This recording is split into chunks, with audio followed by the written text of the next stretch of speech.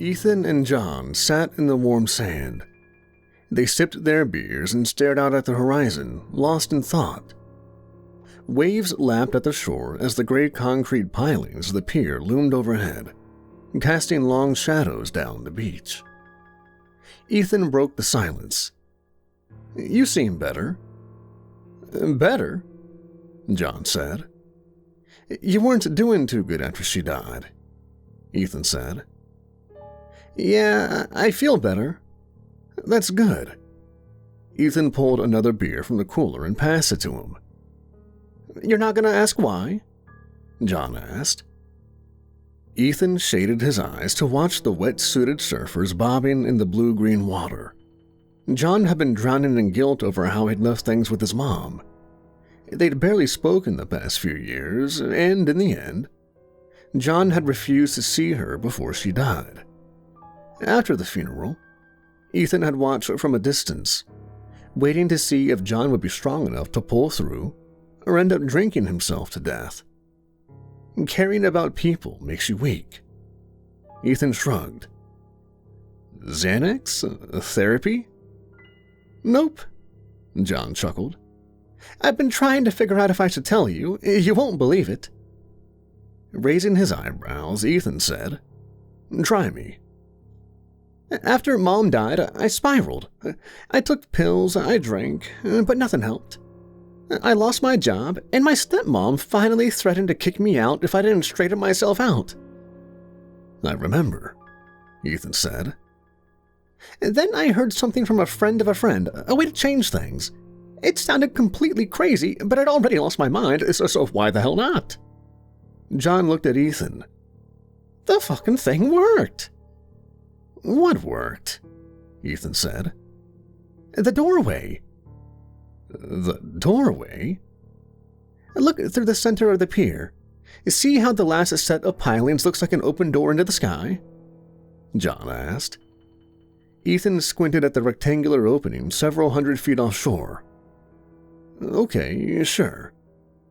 "If you swim in and out of the columns in just the right way at just the right time, and then swim through that doorway, you end up in a memory."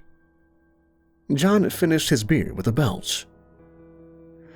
Uh-huh. It sounds like a lot of work when I can already see my memories when I want. Ethan tapped his temple. "In fact, it sounds like bullshit." "It's not just seeing a memory. You can change things," John said. Ethan snorted.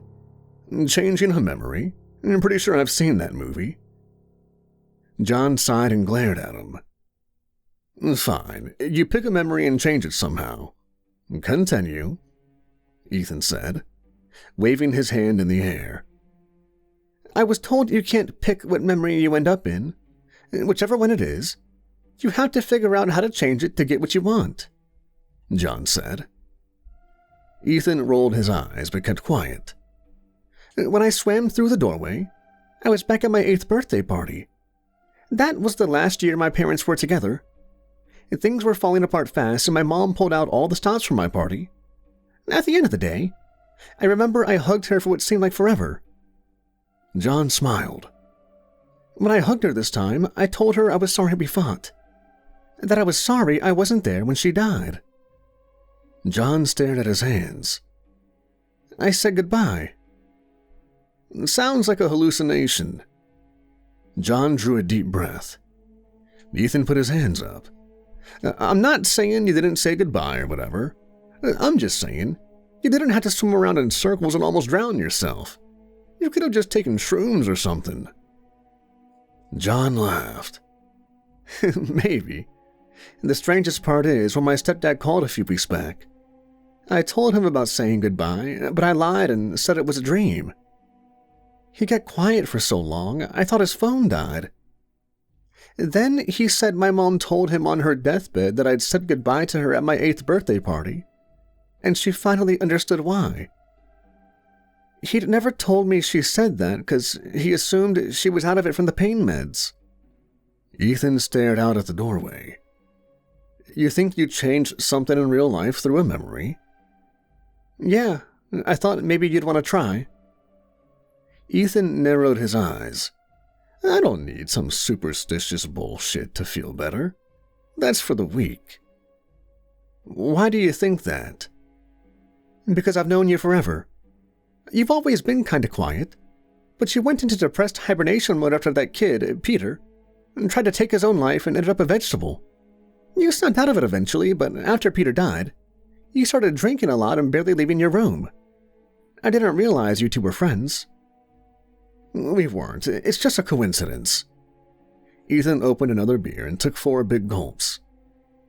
John stared at Ethan. If you say so. Whatever the problem is, you've already tried sleeping your life away. You've tried drinking, he said, and tilting his head toward the empty cans in the cooler. What's next? Taking your own life? I've been there. Try this instead. It works, I swear. Ethan scowled. A large seagull landed on the beach a few feet away and eyeballed the cooler.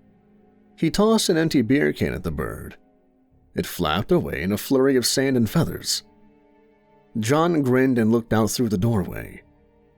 I'll tell you exactly what to do.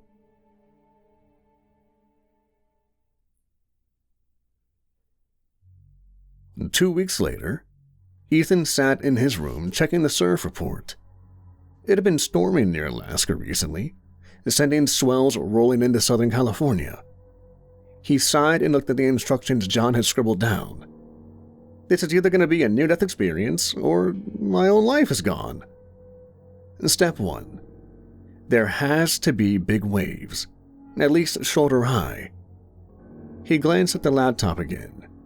Check. Step 2. The swim has to be done at night with a new moon. No lights allowed. Ethan did a quick search for the lunar cycle this month. There was a new moon that night. Check. Step 3. You have to weave around all 13 columns on the right side of the pier. Start by swimming under the pier, then head outside between the first and second columns on the right. Swim back inside the pier between columns 2 and 3. Continue through all the columns until you come back inside between 12 and 13. Then, swim straight out through the doorway. Bingo. Life becomes perfect.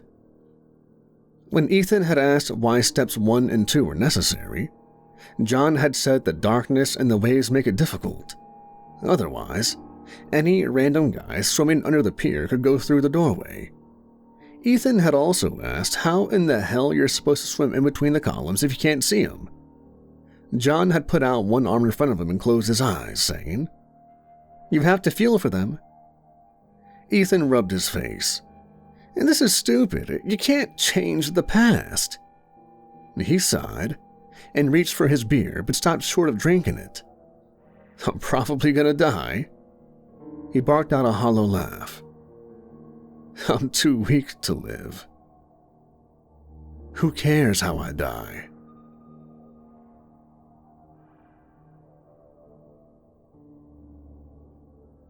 Ethan stood under the pier as a brisk breeze blew off in the water. The waves crashed against the shore in regular sets. He kicked off his flip-flops and sunk his feet into the cold, damp sand. He pulled up and zipped his wetsuit before stretching to warm up. The dim sodium lights from the distant parking lot illuminated the outline of the first columns of the pier and the water's edge. Everything else was hidden in darkness. Off to his left, about 100 feet offshore, greenish lights shimmered under the water, as if UFOs were swarming beneath the surface. Must be night divers headed out to the canyon. He walked to the edge of the water and waited for a lull. When it came, Ethan took several deep breaths and moved out into the chilly, dark water. As soon as it reached his hips, he dove in and swam to the right, heading between the first 2 columns. One inside. He reached out his left arm and felt for the rough concrete piling of column 2. His fingertips caught the edge. 2 outside. He turned left, following it around to come back under the pier. 3 inside. 4 outside, 5 inside. He made good time in the lull. He'd been on the swim team in high school, and he still did rough water swims in the cove. As Ethan rounded column 6, the waves grew bigger. Finding his way while being tossed about was almost impossible. He managed to get around column 7 on the inside, but finding column 8 on the outside seemed to take forever. His arms and legs burned and his breathing grew ragged. At column 9 on the inside, his elbow collided hard with the piling. His hand went numb. He stopped and shook out his arm. Treading water, he tried to orient himself. Far off to his left, he saw the diver's lights glimmering before a wave crashed over his head. He surfaced, took a deep breath, and continued. As he swam around column 10, outside, some of the tension left his shoulders. With only 2 columns left before passing between 13 and swimming out the doorway, Ethan caught a second wind and pushed himself with everything he had. 11 on the inside of the column. He was headed between columns 11 and 12 when a monster wave slammed into him, pushing him away. He fought against the undertow. His shoulder scraped the sandy bottom. When he finally surfaced, he ground his teeth. Where am I? He bobbed in the waves and tried to catch his breath. A moment later, something bumped his leg, hard. He gasped and spun around, searching the black water. His heart pounded. Shit, don't be a shark, don't be a shark. He took off swimming as fast as he could for where he thought columns 11 and 12 were. His hand found a piling and he made it around 12. On the outside? Just as a wave crashed over him. It held him under. Then another wave came, and another. Ethan was tossed around in the wash. He clawed and kicked. His legs burned. Even with his eyes opened wide, he couldn't tell which way was up in the churning blackness. A piling collided with his head and back, driving the last bit of air from his lungs. His vision narrowed and faded to nothing. The sound of the waves became a ringing in his ears.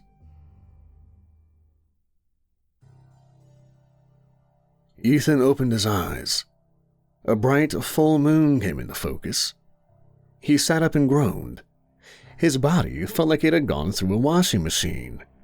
He rubbed the back of his head, expecting to find a large lump. His eyes widened. He felt fur, rough plastic fur like cheap stuffed animals were made out of. He glanced down and saw pink fur from head to toe. Even his feet had bunny slippers complete with blue cotton button eyes staring sappily up at him. Reaching up to the top of his head with trembling hands, he found 2 bunny ears. His mouth fell open. He looked around. The deserted street was lit only by the moon. The asphalt underneath him was pitted and broken, the cracks filled with scraggly dead weeds. Long abandoned one-story houses with peeling paint and toppled fences lined the street. The dark holes where the windows had been looked like empty black eyes watching him. Ethan shivered. Trees rose behind the houses with gnarled hands reaching toward the sky. The distant yipping of coyotes echoed through the woods, sounding like a wild party. He stood up on shaky legs and almost tripped over a lumpy gray pillowcase. The world spun. He panted. Stumbling to a rotted fence post, he leaned against it. When the world steadied, he discovered his point of view was lower than it should be. What the hell? A young, trembling voice came from his mouth. It's Halloween, isn't it? That's where it all started. He broke out in a cold sweat. Dear God, I'm 10 years old. Ethan's eyes followed the faded yellow line of the road as it curved up and around, ending in a cul-de-sac. Something stood in front of the house at the very end of the circle. He swallowed hard, and picking up the crinkling, candy-filled pillowcase, he walked towards the house. Drawing closer, he saw the figure was a small, fidgeting cowboy. The cowboy's eyes were opened wide, and he clutched a yellow pillowcase in front of his chest with both hands. His hat was too big. It wobbled on his head as he kept turning to look behind him. Ethan snuck through the yards and ducked behind a garbage can near the cowboy. He waited a moment before coming out. Boo! The boy jumped and screeched. Ethan laughed. Stop shrieking, Peter. It's me. I thought you were a ghost, Peter said. A pink furry ghost? Ethan chuckled menacingly and said, I'd worry more about the coyotes. Yeah. Peter's eyes darted around. He tilted his head back to see Ethan's bunny ears, and his hat slid off onto the dusty remains of the lawn. He shook the dirt off and shoved it back onto his head. I was worried you weren't going to show. What are you anyways? Peter asked. The Easter Bunny, Ethan replied. But it's Halloween, Peter said with a frown. Ethan smiled. That's the joke, dumbass. Let's go. He pulled a small flashlight out of his pillowcase. And clicking it on, he moved between the two houses toward the woods. He knew exactly where to go. Peter scurried to catch up. You sure this is gonna work? He walked so close, his shoulder kept bumping Ethan's. Quit being a baby, and yeah, this is gonna work, Ethan said. Peter had been the shy kid in school. Over the years, Ethan had watched as he'd gotten bloody noses or black eyes almost every week without ever once standing up for himself. Peter had been weak. This year, when they'd turned 10, Ethan had told Peter he knew a spell to help him get stronger, ancient magic his grandma had brought from the old country. And to do it, they'd have to go past the abandoned houses at the edge of town to a clearing in the woods. It had to be done under the light of the full moon on All Hallows' Eve. So what's the spell? Peter asked. I told you, it's something my grandma did for me. That's why I'm strong. Ethan pointed at Peter's pillowcase. Did you bring the stuff I told you? Peter nodded so fast his hat almost fell off again. He opened the pillowcase and said, Chicken bones, a very sharp knife, twine, dried sage leaves, and a lighter. Ethan nodded. His bunny ears flopped back and forth. The woods were silent except for the sounds of their feet crunching dead leaves. A large twig snapped somewhere in the woods and Peter jumped. He walked faster, his head swiveling around. I can't wait to eat all this candy. Where did you trick-or-treat? Did you do that math homework? It was hard. I'm getting hungry. And Peter chattered for several minutes. Will you shut up? Ethan hissed. And Peter snapped his mouth closed and nodded. After 20 minutes, Ethan reached out and grabbed Peter's shoulder. And Peter yipped. Ethan rolled his eyes. We're here, he said, pointing to the clearing. He clicked off the flashlight. With the moon almost directly overhead, they saw everything in sharp detail. Tall weeds swaying in the breeze, a fire-charred canyon oak at the far end of the clearing, a large barn owl resting on one of its branches. The owl hooted softly and fluffed its feathers. Take your shirt off and lay down over there, Ethan said. And Peter shivered. It's freezing out here. Fine, I'll just go home then. And Peter jumped. I'll do it. As he tilted his head down to unbutton his shirt, his hat fell off and rolled into the clearing.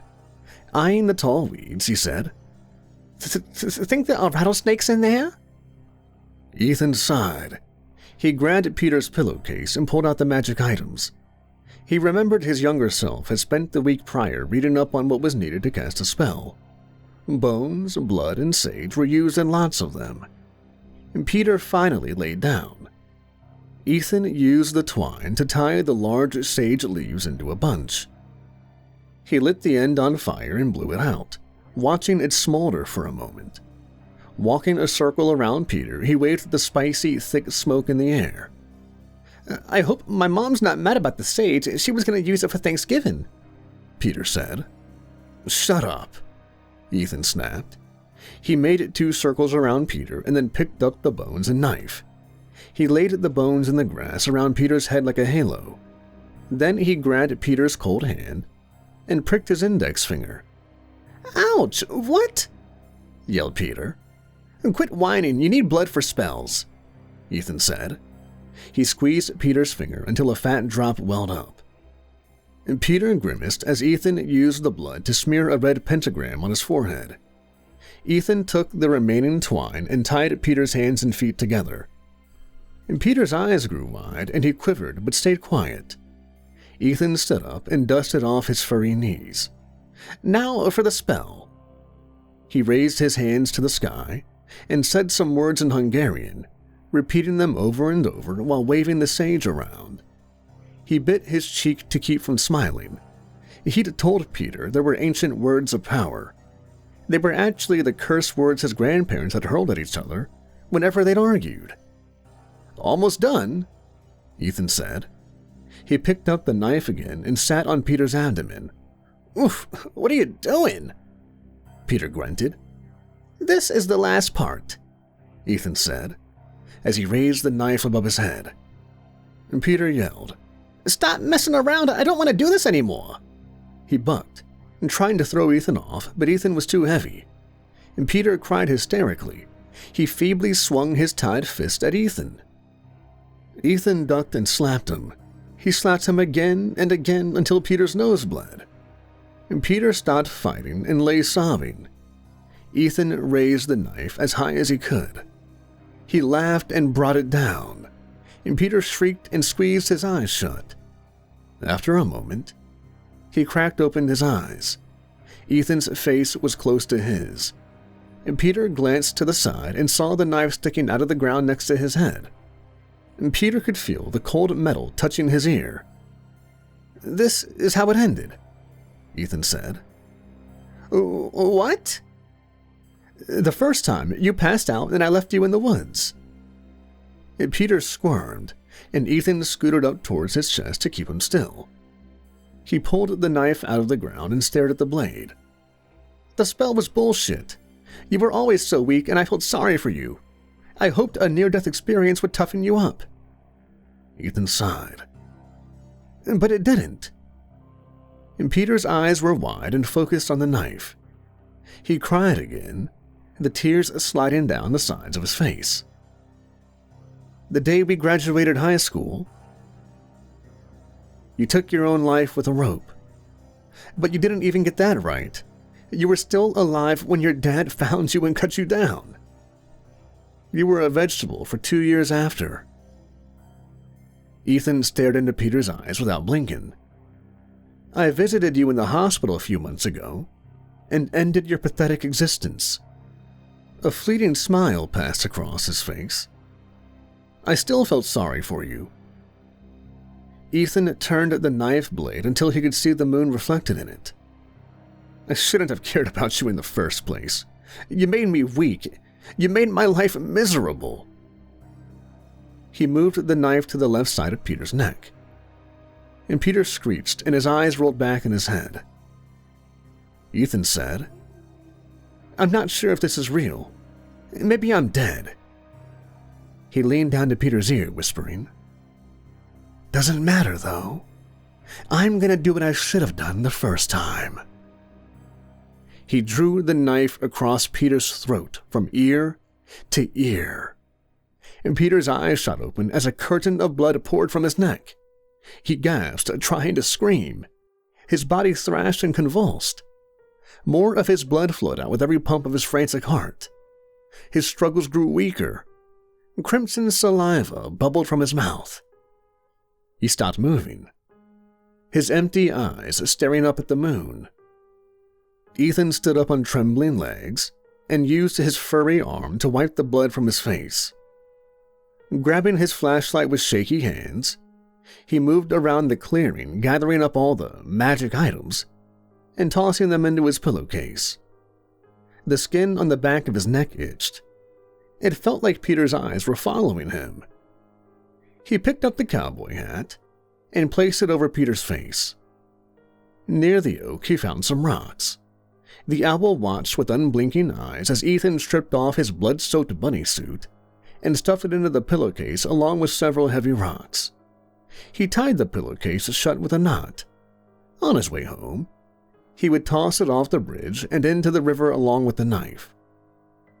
The coyotes cried again, They sounded close. Ethan took a long look at Peter's body and turned to leave. The moon went behind a cloud, plunging him into darkness. His ears were filled with the sound of churning or roaring water. He spun around, eyes wide. A torrent of cold water drenched him. His teeth chattered. His knees gave out and he fell to the ground. He tried to get up, but he couldn't move. He couldn't see, he couldn't breathe. His ears rang as his consciousness faded to nothing. Hey, are you all right? Ethan opened his eyes and winced. His head throbbed. He rolled over and vomited what felt like a gallon of seawater. Frowning, he wiped his nose and mouth. His hand came away bloody. An older man in a wetsuit hovered next to him with a flashlight.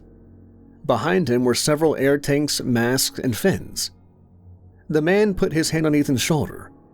My friends ran to the car to call for help. Are you okay? Ethan sat up and scanned the shoreline. The pier was nowhere in sight. A grin crept across his face and he laughed. Yeah, I'm finally okay.